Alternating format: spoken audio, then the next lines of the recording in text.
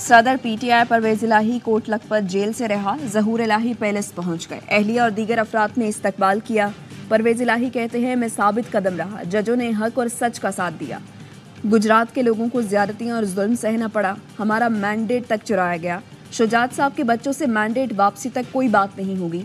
गिरफ्तारी और जुल्म में सबसे अहम किरदार मोहसिन नकवी का रहा। बानी पीटीआई के साथ था और हमेशा रहूंगा। लाहौर हाई कोर्ट ने पंजाब असम्बली भर्ती केस में चौधरी परवेज इलाही की दरखास्त जमानत मंजूर करते हुए उन्हें रिहा करने का हुक्म दिया था। पुलिस ने सदर पीटीआई को 23 अक्टूबर 2023 को गिरफ्तार किया था।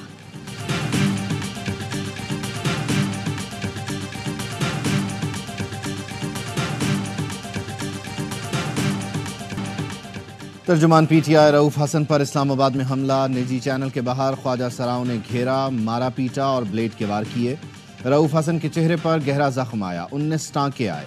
सीसीटीवी फुटेज में ख्वाजा सराओं के ग्रुप को हमला करते देखा जा सकता है। पीटीआई रहनुमा ख्वाजा सराओं से बचने की कोशिश करते रहे। रऊफ हसन ने पुलिस को इब्तदाई बयान भी रिकॉर्ड करवा दिया। कहा, रिकॉर्डिंग के बाद जब चैनल से निकला तो 4 मुल्जिमान ने हमला किया। मुल्जिमान बज़ाहिर ख्वाजा सरा नजर आ रहे थे। मुल्जिमान ने कत्ल की नीयत से तेज धार आले से हमला किया। इब्तदाई तिब्बी इमदाद के बाद पीटीआई रहनुमा घर चले गए। रऊफ हसन पर गुज़श्ता रोज भी ख्वाजा सराओं ने हमले की कोशिश की थी।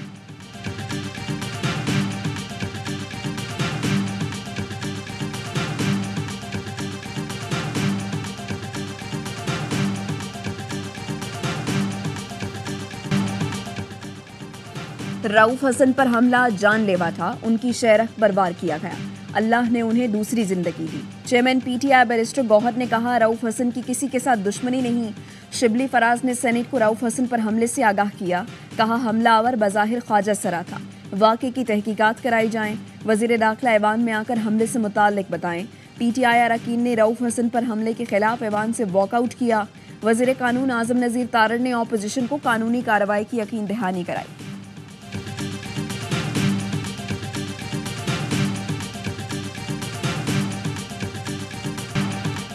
मैं अपने बयान के जेर ज़बर पर भी कायम हूँ। लोगों को बुलाकर पगड़ियाँ उछाली जा रही हैं।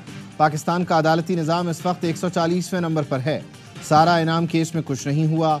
जज की बीवी ने बच्ची पर तशद्दुद किया, किसी को पता नहीं जज की बीवी कहाँ गई। कांस्टेबल को जान से मार दिया जाता है और अदालत मुल्जिम को बरी करती है। फैसल वावडा का सेनेट में खिताब। कहा, भुट्टो को फांसी दी गई और 40 साल बाद अदालत ने गलती मान ली। आसिफ अली जरदारी को 14 साल कैद की सजा हुई और कहा गया गलती हो गई। नवाज शरीफ को बेटे से तनख्वाह न लेने पर सजा दी गई। बानी पीटीआई की हुकूमत के खिलाफ रात को अदालतें खुल गईं। फैसल वावडा ने रऊफ हसन पर हमले की मजम्मत करते हुए कहा, शुक्र अदा करता हूं कि मैं हमले के वक्त सेनेट में हूं। आजकल कहीं गैस बंद हो जाए, बिजली बंद हो जाए, कोई तौहीन कर दे या कुछ और हो जाए तो मेरा नाम आ जाता है। लोगों को मुझसे बहुत ज्यादा मोहब्बत है।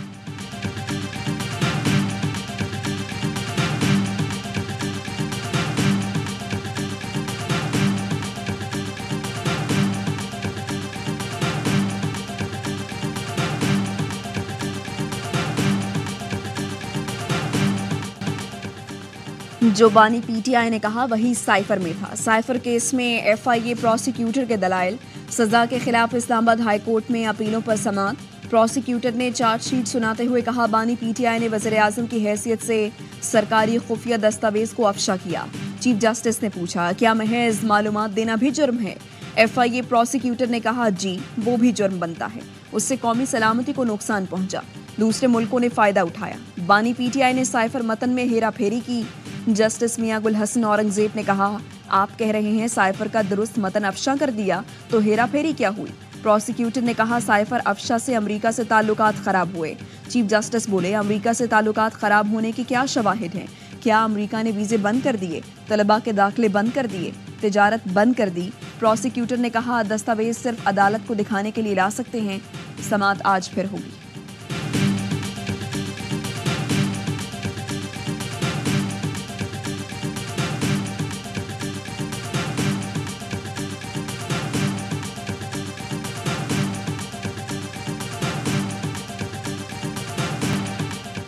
शायर अहमद फरहाद की बाजियाबी, हुकूमत को जुमे तक की मोहलत। अटॉर्नी जनरल ने अहमद फरहाद को बाजियाब करवाने की जिम्मेदारी ले ली।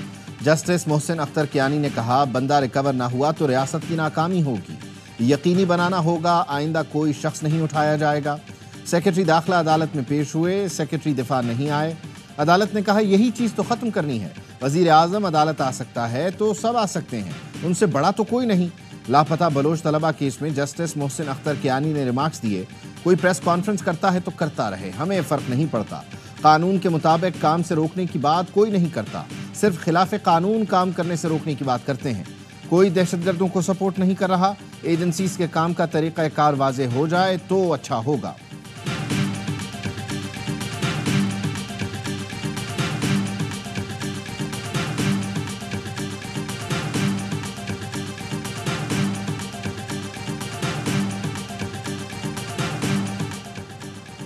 पेमरा ने ज़ेरे समात केसेस से मुताल्लिक खबरें चलाने पर पाबंदी आयद कर दी। पेमरा ने हिदायत जारी की, किसी भी केस का हतमी फैसला आने तक टीवी चैनल्स अदालती समात की खबर नहीं चलाएंगे। ज़ेरे समात केसेस से मुताल्लिक सिर्फ वो मालूमात दी जाएंगी जो मफाद आमा के लिए होंगी। ज़ेरे समात केसेस पर प्रोग्राम्स में ऐसी गुफ्तगू न हो जिससे तहकीकात के ट्रायल पर असर पड़े। पहली हिदायत के चंद घंटे बाद पेमरा ने तरमीम करके नया नोटिफिकेशन जारी कर दिया। नई हिदायत में कहा गया, टीवी चैनल्स अदालती समात पर असरअंदाज होने वाली खबरें न चलाएं। अदालती कार्रवाई से मुताल्लिक टिकर्स और हेडलाइंस नशर करने से गुरेज किया जाए। टीवी चैनल सिर्फ अदालत के तहरीरी अहकामात की इत्तला दें। टीवी चैनल्स बराह रास्त नशर होने वाली अदालती कार्रवाई दिखा सकते हैं।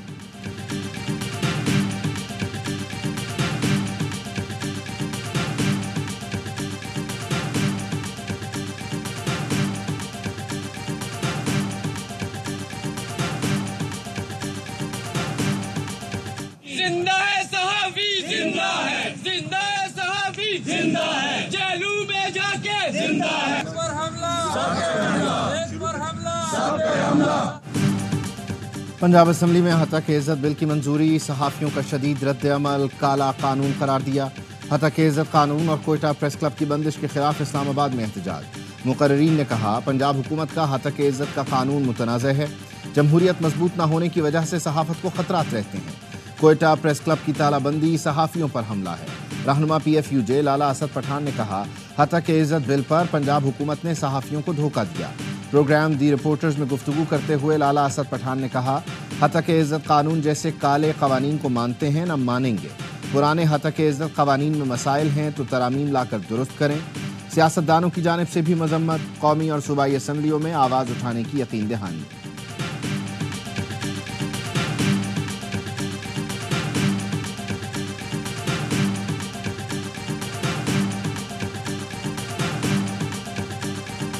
जब आप मीडिया का गला घूंटते तो आप पाकिस्तान का गला घूंटते। जितने बुरे वक्त से आज सहाफियों गुजर रहे हैं, मीडिया गुजर रहा है, मेरा नहीं ख्याल कि इतनी पाबंदियां डिक्टेटरशिप के अलावा कभी लगी होंगी। रेगुलेट मीडिया को क्या करना है? मैं तो मीडिया रेगुलेशन में बिल्कुल यकीन नहीं रखती। और कल को अगर मुस्लिम लीग नून इक़्तिदार में आ भी जाती है, ये वादे मैं उस दिन भी याद रखूँ। मरियम नवाज ऑपोजिशन में आज़ाद मीडिया की अलमबरदार, हुकूमत में आकर मीडिया पर ही वार। तहरीक इंसाफ हुकूमत में मीडिया रेगुलेशन पर यकीन ही ना करने का दावा था। मीडिया के गला घोटने को पाकिस्तान का गला घोटना करार दिया था।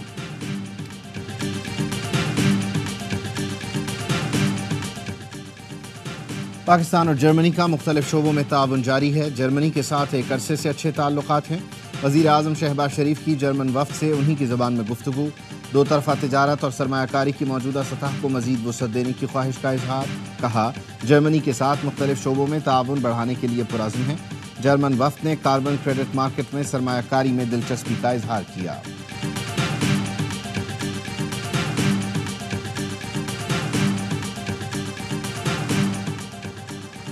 वज़ीर-ए-आज़म की ज़ेर सदारत इक़्तिसादी मशावरती काउंसिल का पहला इजलास। मुआशी सूरत हाल पर तफसीली मशावरत। शहबाज शरीफ ने बताया, पहले दिन से निजी शोबे को सहूलत फराहम करने के मिशन पर काम कर रहे हैं। हुकूमती पॉलिसीज़ की बदौलत मुल्क में महंगाई की शरह में कमी आ रही है।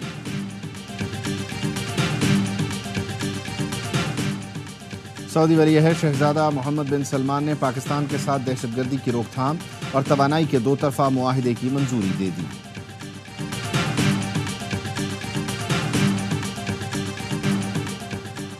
ईरानी सदर इब्राहिम रईसी का जसद खाकी तबरेज़ से तेहरान पहुंचा दिया गया। एयरपोर्ट पर आखिरी दीदार के लिए हज़ारों अफराद जमा, हर आंख अश्कबार। तेहरान पहुंचने पर मरहूम इब्राहिम रईसी और उनके रफ़का के जसद खाकी को सलामी पेश की गई। ईरानी सुप्रीम लीडर आयतुल्लाह खामनाई नमाज जनाजा पढ़ाएंगे। इब्राहिम रईसी की तदफीन जुमेरात को मशहद में की जाएगी। रवानगी से पहले तबरेज़ में भी हज़ारों अफराद अपने रहनुमाओं के आखिरी दीदार के लिए जमा हुए। ईरानी सदर इब्राहिम रईसी के इंतकाल पर पाकिस्तान, तुर्किया, लबनान और भारत समेत दीगर ममालिक में यौम सोग मनाया गया।